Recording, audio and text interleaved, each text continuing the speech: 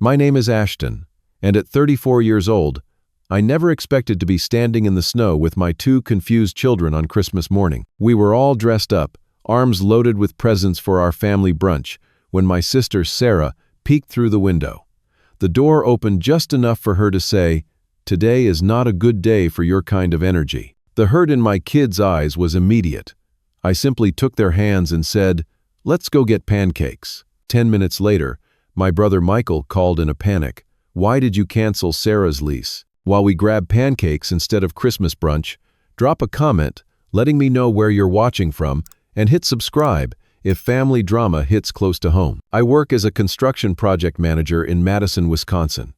It's a good job that I genuinely enjoy, combining my practical skills with problem solving. The hours can be long, especially during summer months when projects are in full swing, but it provides well enough for me and my two amazing kids. 3 years ago, my life took an unexpected turn when my wife Jennifer asked for a divorce. She had been having an affair with her coworker for 6 months. The discovery shattered what I thought was a stable marriage, leaving me to pick up the pieces while trying to maintain some sense of normalcy for our children. The divorce proceedings drained my savings between legal fees and establishing a new home for myself and the kids. Emma is 9 now, an artistic soul with sensitivity that sometimes breaks my heart. She processes emotions through her drawings, filling sketchbooks with images that reveal more about her inner world than her quiet words ever could. Lucas, my energetic 7-year-old, approaches life with boundless curiosity and questions that sometimes leave me searching for answers. Both children split time between Jennifer and me, though I have primary custody after she took a job that requires frequent travel. My sister Sarah is 36, 2 years older than me, and seemingly worlds apart in personality and priorities. From childhood, she was the perfectionist, the one who needed the best of everything. She married Thomas Wilson 5 years ago, a businessman whose family money allowed them a lifestyle I could never provide for my own family. Their 2-story colonial home in the prestigious Oak Hill neighborhood hosts most family gatherings now, with Sarah eager to showcase her decorating skills and Thomas' new acquisitions. The contrast between our lifestyles became more pronounced after my divorce. While I downsized to a modest 3-bedroom rental, Sarah seemed to take every opportunity to highlight the differences in our circumstances.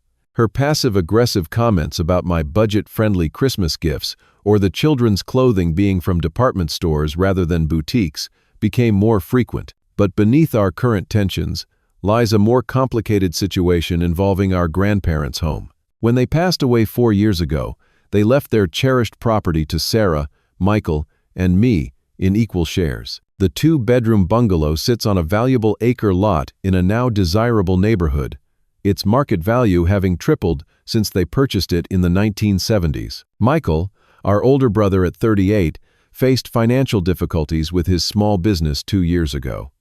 Always the peacekeeper and conflict avoidant, he approached me privately about selling his share. I managed to secure a loan and bought him out, making me the owner of 2/3 of the property, with Sarah retaining her 1/3. The arrangement we all agreed upon was that Sarah would live in the property and pay below market rent, acknowledging her partial ownership while still contributing to taxes and maintenance. The formal rental agreement, drawn up by a real estate attorney, specified her responsibilities as a tenant despite our family relationship. What started as a seemingly fair arrangement began to sour over the past year. Sarah developed a growing sense of entitlement to the property, making changes without consultation and dismissing my concerns about maintenance issues. She began treating it as entirely her own, despite our legal agreement. Family gatherings grew increasingly tense. Last Thanksgiving, Sarah criticized my parenting in front of extended family when Lucas accidentally knocked over a vase while playing with his cousin Jackson, who is 10. She suggested that my lack of structure was why the kids were undisciplined, ignoring that her own daughter Lily, who is 8, had been running through the house moments earlier. For the past 3 months, Sarah had stopped paying her portion of rent altogether, offering various excuses from banking errors to temporary cash flow problems. Despite her husband's apparent business success and their lavish lifestyle, the payments never materialized. Despite these tensions, Christmas remained important to me for the kids' sake. Emma had spent weeks crafting special paintings for her cousins and grandparents, while Lucas had saved his allowance to buy small gifts he carefully selected. I promised them we'd see family on Christmas Day, setting aside my own reservations for their happiness. Christmas Eve had been magical with the children. We maintained our tradition of new pajamas, hot chocolate with extra marshmallows, and reading The Night Before Christmas before bed. Emma carefully arranged cookies for Santa on our chipped blue plate, while Lucas insisted on adding carrots for the reindeer. Their excitement made it difficult for them to fall asleep, but eventually, the house fell quiet, giving me time to arrange presents under our modestly decorated tree. Christmas morning began with the sound of little feet running down the hallway at 6:30. Lucas burst into my room, jumping on the bed with unbridled excitement. Emma followed more carefully, but her eyes sparkled with the same anticipation. We headed to the living room where they tore into presents with delight, exclaiming over each discovery. Lucas got the remote control car he'd been hinting about for months, while Emma received the professional quality-colored pencils she needed for her art. After the gift unwrapping chaos, I made our traditional Christmas breakfast of cinnamon roll waffles with whipped cream snowmen on top. The kids were still in pajamas, syrup dripping onto the table as they discussed their presents between bites. Around 9, Jennifer called on video chat for a brief, somewhat awkward conversation. She wished the kids Merry Christmas from her parents' Florida home, promising to celebrate with them when she returned in 3 days. By 10:30, we were getting dressed in our Christmas outfits. Emma wore a green velvet dress with white tights, insisting on adding the sparkly headband her grandmother had given her last year. Lucas looked uncomfortable, but handsome in his red button-down shirt and khaki pants. I opted for a simple blue sweater and gray slacks. Nothing fancy, but appropriate for a family gathering. Loading the car took 3 trips. Despite my financial constraints, I'd purchased thoughtful gifts for everyone. Sarah and Thomas received a custom photo album I had spent hours compiling. For my parents, Robert and Diana, I found vintage records from bands they loved in their youth. Michael and his wife Tanya got handcrafted mugs from a local artisan, along with specialty coffee. The children's cousins had age-appropriate games and books, wrapped by Emma with more tape than necessary. A light snow had begun to fall as we pulled out of the driveway at 11:15. Christmas music played from the radio, and the back seat buzzed with excited chatter. Emma reminded Lucas not to reveal what gift he'd gotten for Lily, while Lucas peppered me with questions about whether Cousin Jackson would want to play with his new remote control car. We could spend Christmas Day at Sarah's house, then drive to Grandma and Grandpa's tomorrow, right, Dad? Emma confirmed, carefully holding the tote bag with her handmade presents. That's right, sweetie. We'll have 2 Christmas celebrations this year, I replied, forcing enthusiasm into my voice despite my apprehension about seeing Sarah. The 20-minute drive to Oak Hill passed quickly. As we turned onto Maple Avenue, the houses grew larger and more impressive, with professional holiday decorations adorning perfectly landscaped yards. Sarah's 2-story colonial stood proudly at the end of the cul-de-sac, wrapped in garland, with matching wreaths on each window. Through the large bay window, I could see their 12-foot Christmas tree sparkling with coordinated ornaments, nothing like our eclectic collection at home. Several cars already lined the circular driveway, my parents' sedan and Michael's SUV among them. I parked on the street to leave room for other guests, then helped the kids gather their gifts. The snow was falling more steadily now, adding a picturesque quality to the scene that would have been perfect for a holiday card. "Do you think Aunt Sarah made those chocolate croissants again?" Lucas asked, practically bouncing with each step toward the front door. "I hope so, buddy. And maybe her famous hot chocolate too," I answered, balancing gift bags while Emma clutched my free hand. The sounds of laughter and Christmas music drifted through the door. I could smell something delicious baking, and lights twinkled welcomingly from inside. The kids' excitement reached its peak as we climbed the 3 steps to the wide front porch.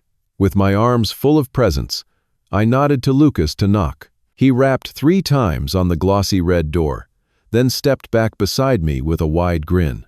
After a moment, I saw movement through the decorative glass panel. Sarah's face appeared, her expression initially neutral until she registered who was standing on her porch. Her smile disappeared, replaced by something hard and cold that sent a chill through me, unrelated to the December air. The door opened just enough for her to lean partially out, blocking the entrance completely. "Today is not a good day for your kind of energy," she said flatly, eyes darting from me to the children and back again. Her words cut through the cold air, landing like physical blows. "But Aunt Sarah, we brought presents," Lucas said, confusion evident in his voice as he lifted a small, carefully wrapped package. Emma stood silently beside me, her hand tightening in mine as she processed the rejection. I could feel her body tense, see her lower lip begin to quiver slightly. A wave of protective fury washed over me, but I maintained my composure. The kids were watching, learning how to handle conflict from my example. What they didn't need was their father causing a scene on Christmas Day. "I see. Well, have a nice holiday then," I replied evenly, shifting the packages in my arms. Without further comment, I turned and guided the children back toward the car, footprints marking our path through the freshly fallen snow. "Dad, what happened? Why can't we go in?" Lucas asked, his voice small against the backdrop of Christmas music still audible from inside. Emma remained silent, her expression showing she understood more than her brother about what had just occurred. "Sometimes grown-ups have disagreements," I explained carefully as we reached the car. "It looks like today isn't a good day for our visit after all." I unlocked the doors and helped them inside, making sure they were buckled before placing the gifts in the trunk. "But it's Christmas," Emma finally spoke, her voice barely audible. "I know, sweetheart." I slid into the driver's seat, turning to face them both. "How about we go find the best pancakes in town instead? Christmas pancakes sound pretty special, don't you think?" Lucas nodded uncertainly, while Emma stared out the window toward Sarah's house. I started the engine, cranked up the heat, and pulled away from the curb just as my phone began to buzz repeatedly in my pocket. I ignored it, focusing instead on finding somewhere to salvage this Christmas morning for my children. The snow was falling more heavily as we drove through town, past closed storefronts and empty parking lots. Christmas Day meant limited options for dining out, but I was determined to find something special to lift the kids' spirits. Lucas had stopped asking questions and instead pressed his face against the window, watching snowflakes gather on the glass. Emma sat unnaturally still, her usual fidgeting absent in a way that concerned me more than tears would have. After 15 minutes of driving, the neon sign of Molly's Diner appeared through the snow, its open sign illuminated like a beacon. The vintage 1950s-style diner wasn't our usual breakfast spot, but today it represented salvation. "Look at that," I said with manufactured enthusiasm. "Molly's is open. Bet they make awesome pancakes." The parking lot held only 3 other cars. Inside, the diner was warm and smelled of coffee and bacon. Christmas decorations hung from the ceiling, and a small tree twinkled in the corner. A waitress with Judy on her name tag noticed us immediately, her eyes taking in our dressed-up appearance with curiosity. "Well, don't you all look fancy for Christmas morning?" she said kindly, leading us to a booth by the window. "Special occasion?" "Just Christmas Day," I replied with a tight smile that didn't reach my eyes. Judy seemed to sense there was more to the story but didn't pry. Instead, she pulled candy canes from her apron pocket and handed them to Emma and Lucas. "We're doing something special today. Christmas tree pancakes with peppermint whipped cream. Sound good to you two?" she asked, focusing on the children. Lucas nodded eagerly, his resilience showing as excitement returned to his expression. Emma managed a small smile and quiet thank you. After Judy left with our orders, my phone vibrated again. The screen showed 6 missed calls from Michael, 2 from my mother, and several text messages I couldn't bring myself to read yet. I silenced it and returned it to my pocket. "Why didn't Aunt Sarah want us to come in?" Lucas asked directly, unable to contain his curiosity any longer. His small face was scrunched in confusion, trying to make sense of the rejection. Emma remained quiet, but her eyes fixed on me, awaiting my response. She was old enough to understand that adult relationships could be complicated, but young enough to be deeply hurt by her aunt's behavior. I took a deep breath, searching for words that would be honest without burdening them with adult problems. Sometimes grown-ups have disagreements that have nothing to do with kids. Your Aunt Sarah and I are having one of those disagreements right now, but that doesn't change how much everyone loves you. Is it because of what happened last Christmas?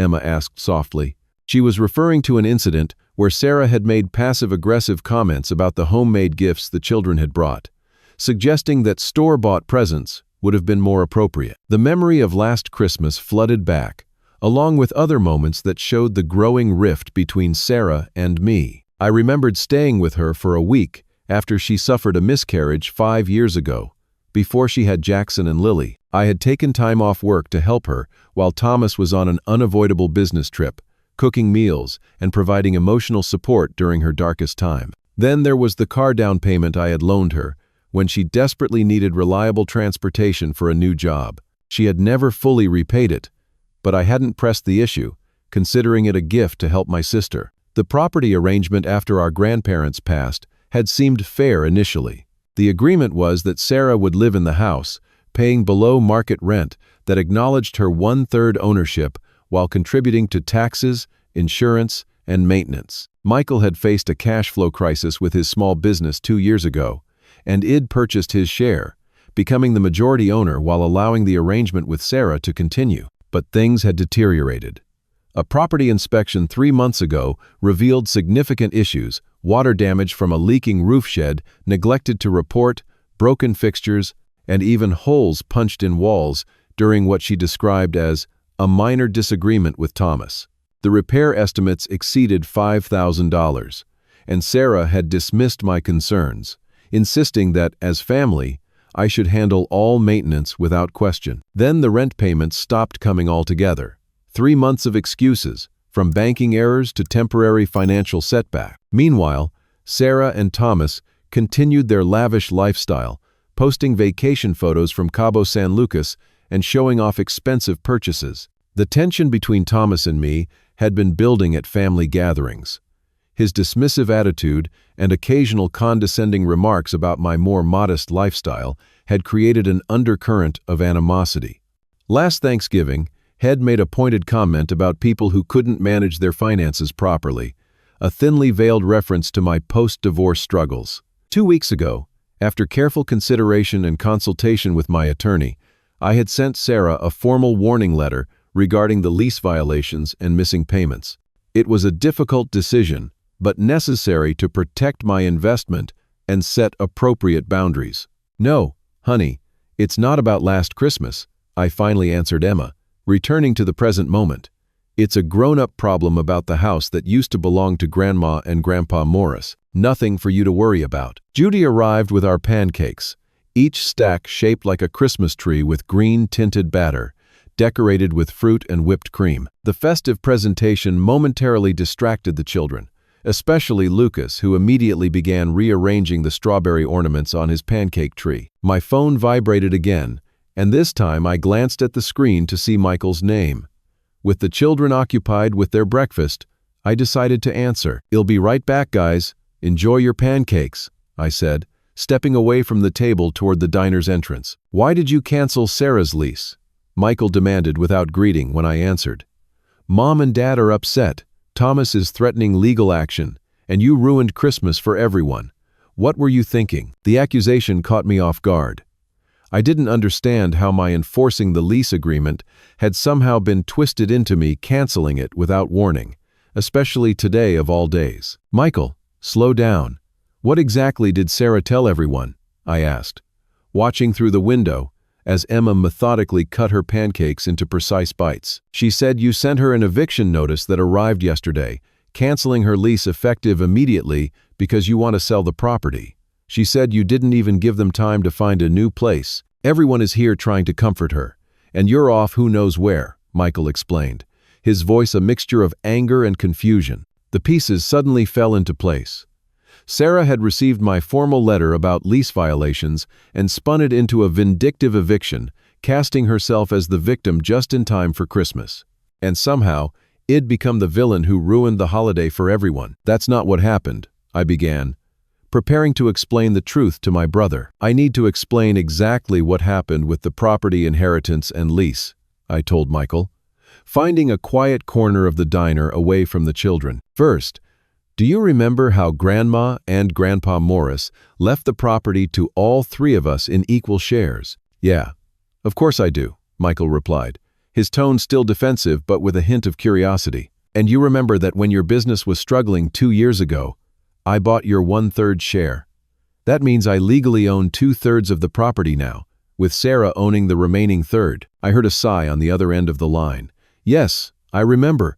You helped me out, and I appreciate that." Despite technically being the majority owner, I offered Sarah a formal rental agreement that was well below market rate, accounting for her partial ownership. The agreement clearly spelled out that she would be responsible for basic maintenance and keeping the property in good condition. It also specified monthly payments to cover her portion of property taxes, insurance, and contribute to long-term maintenance. Michael was quiet, so I continued. 3 months ago, I received a call from a neighbor who lives next to the property.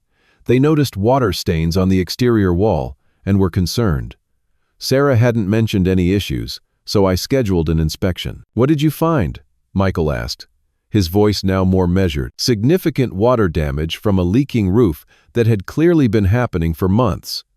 Sarah admitted she had noticed it, but didn't want to bother me with something so minor. The inspector also found broken fixtures throughout the house, damaged flooring, and most concerning, several holes punched in the walls of the master bedroom. "Holes in the walls?"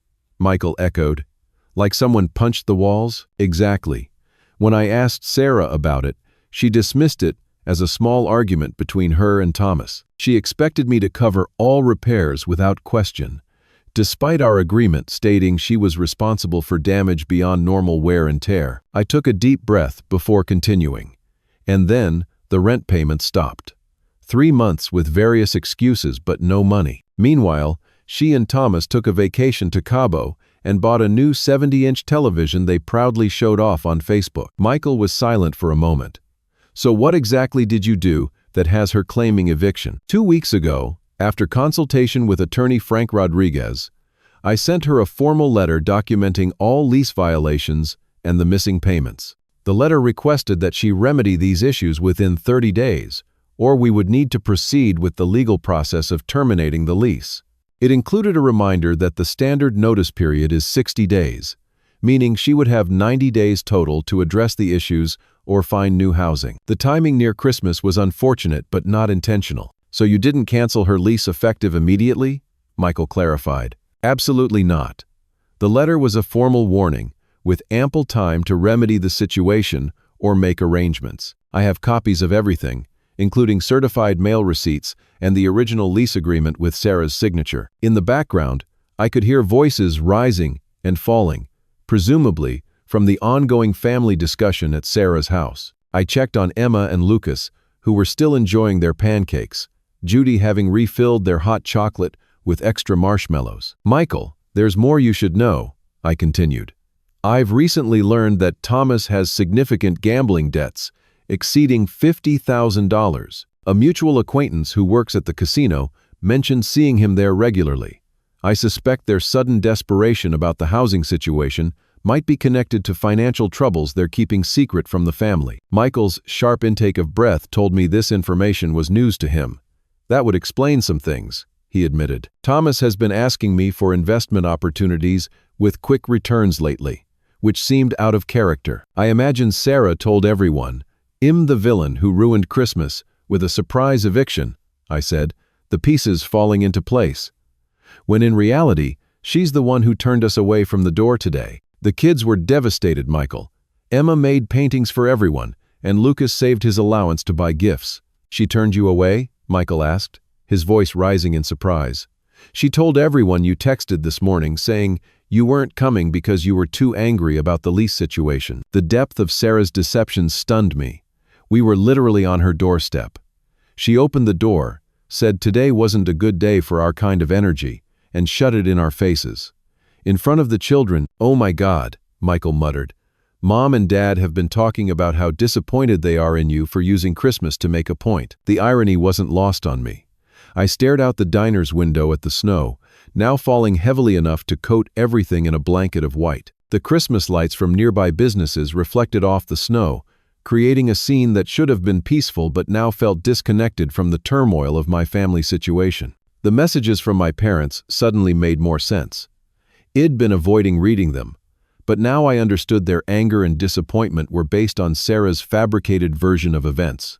I'm going to forward you all the documentation, including the property inspection reports, photographs, bank records showing the missing payments, and the actual letter I sent, I told Michael. See for yourself what the truth is. I paused, watching Emma help Lucas clean whipped cream from his face, their resilience in the face of disappointment, squeezing my heart. And, Michael, I'm not the one who made this a Christmas issue. We showed up as planned, gifts in hand, excited to see everyone. Sarah is the one who chose to reject her own niece and nephew on Christmas morning, then apparently lied to everyone about why we weren't there. Michael was quiet for a long moment. I'm beginning to see that, he finally said. Listen, this needs to be cleared up. Mom and Dad deserve to know the truth. Everyone is still here. Can you come over to their house after breakfast? Leave the kids with someone so we can have an adult conversation. The thought of facing everyone, especially Sarah, after such deception made my stomach twist. But the alternative was allowing her lies to stand unchallenged. I'll see if my friend Diane can watch the kids for a couple of hours, I conceded. She's just down the street and doesn't have family plans until dinner. I'll gather all the documentation and meet you at Mom and Dad's at 2. After ending the call, I returned to the table where Lucas was describing to Judy in great detail how Santa had known exactly which remote control car he wanted. These were the best Christmas pancakes ever, he declared as I sat down, his earlier disappointment temporarily forgotten in the way only children can manage. Emma studied my face carefully, always attuned to emotional undercurrents. Everything okay, Dad? She asked quietly. Yes, sweetheart. Just some grown-up things to take care of. How would you two feel about spending a couple hours with Miss Diane this afternoon? I need to talk with Grandma and Grandpa about something important. While the kids finished breakfast, I texted Diane, who quickly agreed to watch them, her own adult children not arriving until evening. I then gathered the documentation ID'd from my cloud storage, sending Michael the key files while saving others to my phone for reference during the upcoming confrontation. Despite my dread about the meeting, I felt a sense of resolve forming. For too long, it allowed Sarah's behavior to continue unchallenged in the name of family peace. Perhaps it was time to establish boundaries that would ultimately lead to healthier relationships for everyone, including the children who deserved better than what they'd experienced this morning. The driveway of my parents' suburban ranch-style home was lined with vehicles when I arrived at 2:15. After dropping the kids at Diane's with their gifts and a brief explanation that I'd be back soon, I'd spent 20 minutes sitting in my car reviewing documentation and preparing mentally for the confrontation ahead. I recognized Sarah's Range Rover, Michael's practical SUV, and several other cars belonging to aunts, uncles, and cousins. Apparently, this had escalated from Christmas brunch to full family tribunal. Taking a deep breath, I gathered my phone, tablet, and the folder of printed documents I'd brought as backup. The front door opened before I could knock, revealing my mother Diana, her eyes rimmed with red from crying. Her usual warm greeting was absent, replaced by a tense nod as she stepped aside to let me in. The living room fell silent as I entered. My father Robert sat in his favorite recliner, his disappointed expression cutting deeper than any words could. Aunt Patricia and Uncle James occupied the love seat, while cousins and their spouses filled the remaining seats or stood around the perimeter. Michael nodded to me from near the fireplace, while his wife Tanya offered a small, uncertain smile. Sarah and Thomas were noticeably absent, though voices from the kitchen suggested they were in the house. Thank you all for being here, I said, breaking the uncomfortable silence. I understand there's been some confusion about the situation with Sarah and the property. Confusion? My father interrupted, his voice tight with anger. You serve your sister an eviction notice the day before Christmas and call it confusion? Before I could respond, Sarah and Thomas entered from the kitchen, their timing so perfect it seemed rehearsed. Sarah had clearly been crying, her makeup artfully smudged to enhance the effect without making her unattractive. Thomas had his arm around her protectively, his expression a mixture of anger and superiority. I didn't think he'd actually show up, Sarah said, her voice catching theatrically. Not after what he did, I noticed several relatives nodding sympathetically, fully invested in the narrative Shed created. Michael caught my eye, his expression neutral, but attentive. "Since we're all here, maybe Sarah can explain exactly what I supposedly did," I suggested, keeping my tone even despite the frustration building inside me. "You know exactly what you did," Thomas interjected, pointing an accusatory finger. "You sent an eviction notice demanding they vacate immediately, knowing they have nowhere to go. And you did it right before Christmas to maximize the pain." Several family members gasped or murmured in agreement. My father shook his head in disappointment, while my mother dabbed at fresh tears. "Actually, that's not what happened at all," I replied calmly, opening the folder Id brought. "I'd like to clarify the facts, if you'll give me a chance." Sarah stepped forward, tears flowing on cue. "You always were jealous of my life, Ashton.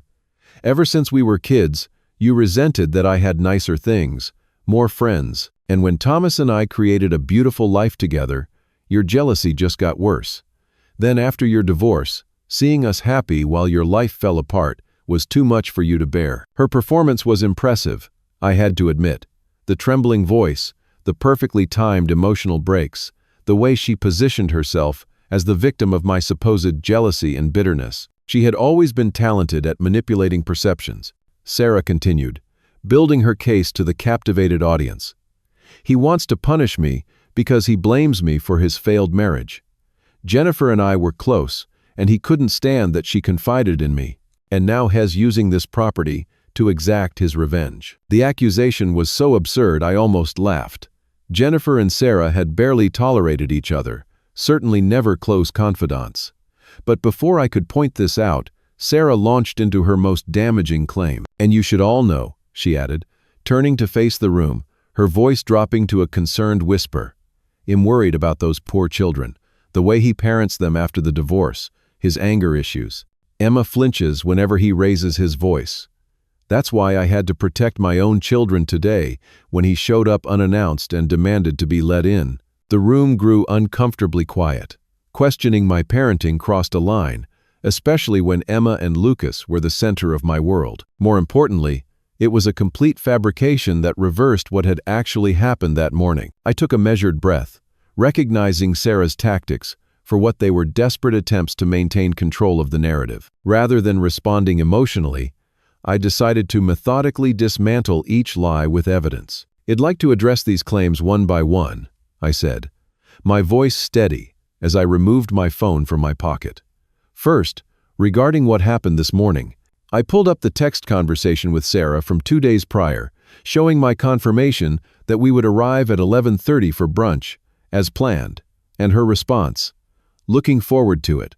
Bring that sweet potato casserole everyone loves.' We were not unannounced visitors," I explained, passing my phone to Michael, who verified the exchange before showing it to our parents. We arrived at the agreed-upon time with gifts for everyone. Sarah opened the door, said today wasn't a good day for our kind of energy, and closed it in our faces while the kids watched. We then left and found a diner open for Christmas breakfast. Sarah interrupted, her voice rising. "That's not true. You texted me canceling because you were angry about the lease. Can you show everyone that text?" I asked calmly. I deleted it because it was so upsetting," she stammered, looking to Thomas for support. "Next, regarding the so-called eviction notice," I continued, retrieving the actual letter from my folder. "This is the letter I sent Sarah 2 weeks ago. It's not an eviction notice, but a formal documentation of lease violations including 3 months of missing payments and significant property damage. It requests that these issues be remedied within 30 days, with a reminder that if they aren't, the standard 60-day notice period would begin after that. That's a total of 90 days, 3 full months, to either resolve the issues or find new housing." I handed the letter to my father, who adjusted his reading glasses to examine it closely. As he read, his expression gradually shifted from anger to confusion. "While he reviews that, I'd like to address the property damage," I added, using my tablet to display photos from the inspection. "These show water damage from a leaking roof that wasn't reported, broken fixtures throughout the house, and most concerning, these holes punched in the bedroom walls." Aunt Patricia gasped as I swiped through the images, each one clearly showing the extent of neglect and damage. The punched walls particularly seemed to affect everyone, the violence they implied hanging unspoken in the air. "Sarah, what happened to the walls?" my mother asked, her voice smaller than before. "It was just a minor disagreement," Sarah dismissed, waving her hand. "Thomas was upset about something at work. It's not a big deal." The casual way she referenced her husband, putting his fist through walls, raised eyebrows around the room. Thomas shifted uncomfortably, his protective stance wavering slightly. "Next, regarding the missed payments," I continued, displaying bank records showing the last payment received 3 months prior, followed by 3 months of nothing. These records also show my multiple courteous reminders, met with promises to pay that never materialized. I turned to face Sarah directly. "Meanwhile, during these 3 months when you claimed financial hardship, you and Thomas posted photos from your Cabo San Lucas vacation, purchased a new 70-inch television, and hosted multiple lavish dinner parties. The most recent was last weekend, where, according to your own Instagram, you served $500 bottles of wine." The room had grown increasingly quiet, as evidence mounted against Sarah's narrative. My father handed the letter to my mother, whose expression had transformed from hurt to thoughtful concern. "And finally, regarding your comments about my parenting and my children," I said, my voice taking on an edge for the first time. "Emma does not flinch when I raise my voice, because I don't raise my voice at my children. You fabricated that claim, just as you've fabricated everything else today. My children were devastated by your rejection this morning. Emma made paintings for everyone. Lucas saved his allowance to buy gifts. They were dressed in their Christmas best and excited to see their family. And you turned them away, then lied about it." Sarah must have recognized she was losing her audience because she attempted a new angle, her eyes suddenly welling with fresh tears. "You don't understand the pressure we've been under. Thomas has been dealing with business setbacks. We needed some compassion and flexibility from family." This provided the perfect opening to address the final piece of information. "Speaking of business setbacks," I said carefully, "I recently learned from a reliable source that Thomas has accumulated gambling debts exceeding $50,000 at Rivers Casino. Perhaps that's the real reason behind the sudden desperation about housing and finances?" Thomas lunged forward, his face contorted with rage. "You don't know what you're talking about. Where did you hear that? Who told you?" His reaction confirming what had been speculation. Sarah grabbed for my phone, attempting to physically take the evidence. I stepped back, maintaining possession while she grew increasingly frantic. "You can't prove any of this," she shouted, her carefully crafted victim persona crumbling. The family watched in stunned silence as Sarah continued her desperate attempts to discredit me, each accusation wilder than the last. She brought up childhood incidents, twisting them to paint me as perpetually jealous and vindictive. When she claimed I had broken her favorite doll out of spite when we were children, Aunt Patricia gently interrupted. "Sarah, honey, I was there when that happened. You threw the doll during a tantrum and accidentally broke it yourself. Your brother tried to fix it for you afterward." The contradiction from an impartial witness seemed to break something in Sarah. Her composure shattered completely as she realized her narrative was collapsing. With a strangled cry of frustration, she grabbed her purse and stormed toward the door, Thomas following close behind. "This family always takes his side," she shouted as a parting shot. "Don't expect us at Easter." The door slammed with enough force to rattle the Christmas wreath hanging on it. In the silence that followed, my parents exchanged a look that contained decades of communication, before my father cleared his throat. "It seems we've misjudged the situation," he said simply. The closest thing to an apology I was likely to get from him. The tension in the room gradually dissipated as relatives processed what they'd witnessed.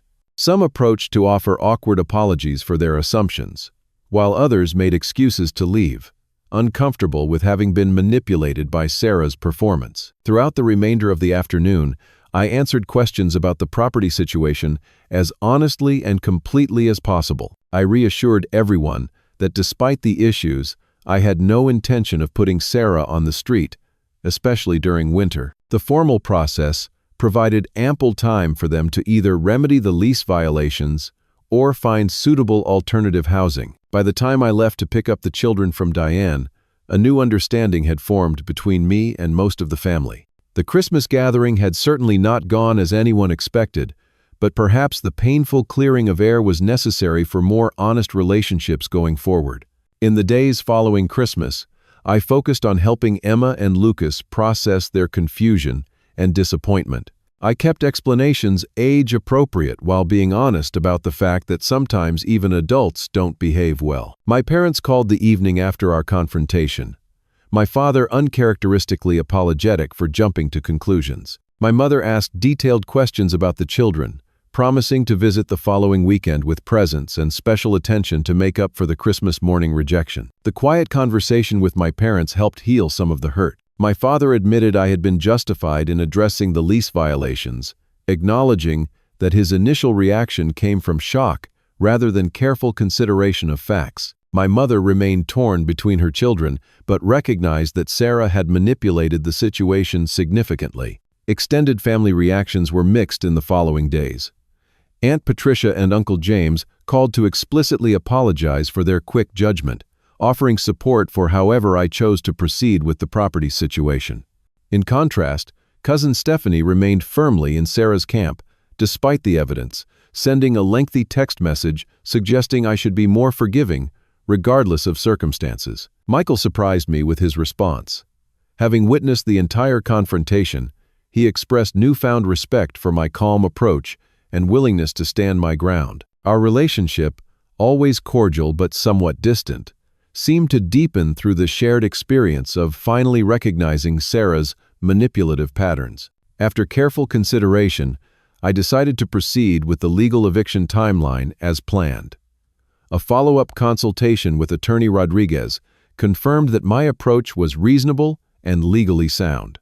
The official eviction notice would provide 60 days from the 30-day remedy period, giving Sarah and Thomas 90 days total to either address the violations or vacate the property. As expected, Sarah attempted to fight the eviction through various legal delays and technicalities. However, my meticulous documentation of lease violations, property damage, and missed payments made the legal case straightforward. Her attorney eventually advised her that continuing to fight would only increase her legal costs without changing the outcome. During this period, I researched alternative housing options in the area, compiling a list of rental properties that might meet their needs. Though I had no obligation to help after their behavior, I wanted to ensure the transition would be as smooth as possible, especially for their children who had done nothing wrong in this situation. I also established clear boundaries about future family interactions.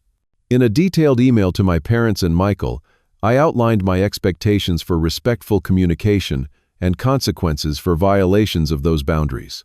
I emphasized that while I remained open to eventual reconciliation with Sarah, it would require acknowledgement of her behavior and genuine efforts to change. Protecting Emma and Lucas from the worst aspects of the family conflict became my priority.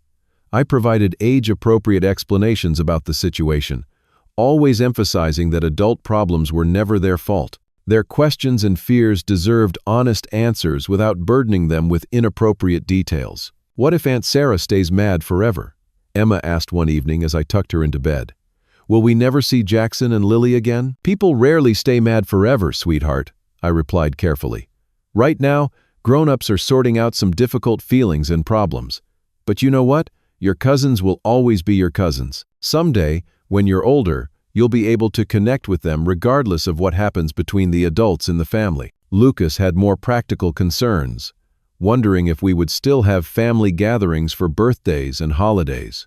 I assured him that while some things might change, we would always find ways to celebrate special occasions with people who loved us. As expected, some family members temporarily cut contact during the transition, uncomfortable with the conflict, or unwilling to choose sides. Others reached out secretly, expressing support while requesting discretion to avoid being caught in the middle. The professional property inspection revealed even more extensive damage than initially documented.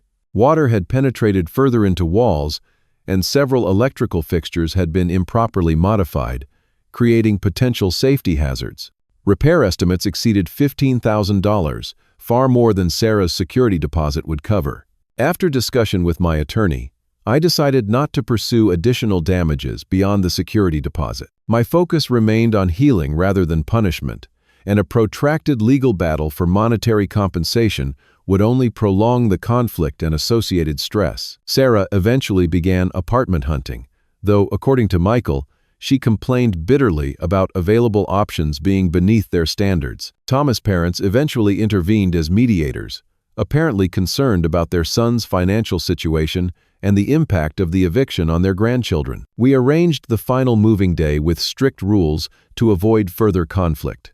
Sarah and Thomas would have an 8-hour window on a Saturday to remove their belongings. I would not be present, but a representative from my attorney's office would be there to document the condition of the property upon their departure. To avoid any additional stress for my children, I planned a weekend trip to a water park resort during the move-out. Emma and Lucas enjoyed the distraction of swimming and arcade games, while the difficult transition occurred without their knowledge. The property keys were handled through a third-party realtor, eliminating the need for direct interaction during this final stage of separation. Sarah left the property in poor condition despite the supervised move-out, but at least the process was complete. Easter arrived without the usual full family gathering for the first time in memory. Instead, we created new traditions with supportive friends and a few family members who had maintained relationships with both sides. The smaller celebration actually felt more genuine, lacking the tension that had increasingly characterized larger family gatherings. The process of healing within fractured family relationships began slowly. My parents split their time between their children for several months before gradually encouraging small steps toward reconciliation. Michael and his wife became unexpected allies, their perspective having shifted dramatically after witnessing the Christmas confrontation and its aftermath. By early summer, the property had been fully repaired and rented to a deserving family. The Garcia family, with 3 children and excellent rental references, appreciated the home and treated it with respect. Their prompt payments and care for the property validated my decision to establish proper boundaries around the investment. 6 months after that painful Christmas morning, I hosted a summer barbecue in my backyard. The modest gathering included Michael and his family, my parents, and a few close friends who had supported us through the difficult period. Emma had set up an art station where she taught the younger children to make sun catchers, while Lucas organized a water balloon battle that left everyone soaked and laughing. The property that had caused so much conflict was now fully repaired and rented to the Garcia family, who were proving to be model tenants. Their monthly payments arrived on time, and their respect for the home was evident in the way they maintained the garden and promptly reported minor maintenance needs before they became major issues. My relationship with my parents had gradually improved through honest conversations and their acknowledgement of how Sarah's manipulation had affected family dynamics for years. Michael and I had grown closer than ever before, our weekly coffee meetings becoming a valued tradition rather than an obligation. The children had shown remarkable resilience. Emma had worked through her feelings in art therapy, creating a series of paintings that showed her processing the rejection and family conflict. Lucas had asked insightful questions about family loyalty and responsibility that sometimes left me searching for adequate answers that balanced honesty with hope. My own weekly therapy sessions had helped me understand the family dynamics that had enabled Sarah's behavior for so long. I was learning to establish healthier communication patterns and boundaries without carrying guilt for others' reactions. The unexpected phone call from Sarah came on a Tuesday evening in July. Her voice was uncharacteristically subdued as she asked if we could talk. The 20-minute conversation that followed was our first civil exchange since Christmas. There was no immediate reconciliation, no dramatic apology, but small steps toward acknowledging her behavior seemed possible. She mentioned that Emma and Lucas' school pictures I had sent to our parents were beautiful, and asked if the children might want to video chat with their cousins sometime. I remained cautious but not closed to the possibility of eventual healing. Thomas had apparently entered treatment for gambling addiction after his parents' intervention, and Sarah was adjusting to their downsized lifestyle in a 3-bedroom apartment. The material losses seemed to have prompted a perspective shift, though whether it would lead to lasting change remained uncertain. The experience had changed me in profound ways. I had found confidence in standing firmly for what was right, even when it meant facing conflict rather than avoiding it. The boundaries I established were not walls, but healthy definitions of respect and accountability. Most importantly, I had shown my children that self-respect was not selfishness, and that setting appropriate limits was sometimes the most loving choice available. As summer turned to fall, we began making tentative plans for the upcoming holiday season. This Christmas would be dramatically different from the last, focused on supportive family and chosen friends who had demonstrated their genuine care during difficult times. A card arrived in early September, addressed to Emma and Lucas, containing a brief note from Sarah and small gift certificates to their favorite bookstore. This first positive step toward reconnection with the children came without manipulation or conditions. I carefully facilitated this potential relationship rebuilding, protective but not prohibitive. Through this journey, Id gained a deeper understanding of family as both blood and chosen connections. The importance of breaking unhealthy generational patterns became clear as I observed my children learning from how I handled conflict. Standing firm, even when difficult had revealed strength I didn't know I possessed. From my spot on the deck, watching the barbecue unfold, I observed Emma cautiously showing her cousin Lily a new drawing technique. Their interaction was tentative but genuine, a small seed of connection replanting itself after the harsh winter of family conflict. Sarah stood at a distance, watching the children with an expression I couldn't quite read, but when she caught my eye, she offered a small nod of acknowledgement. The path forward remained uncertain, balancing forgiveness with healthy boundaries, reconciliation with protection. But for perhaps the first time, I felt confident in my ability to navigate that path with integrity and wisdom. Family isn't just who you're related to, it's defined by mutual respect, honesty, and care. Sometimes the most loving thing we can do is establish boundaries that create space for healthier relationships to grow. What's been your experience with family boundaries? Have you ever had to make tough decisions for your own well-being? Drop a comment below. And if this story resonated with you, please hit subscribe and share with someone who might need to hear it. Thank you for listening. And remember that your worth isn't determined by how others treat you, but by how you choose to treat yourself and those who truly matter.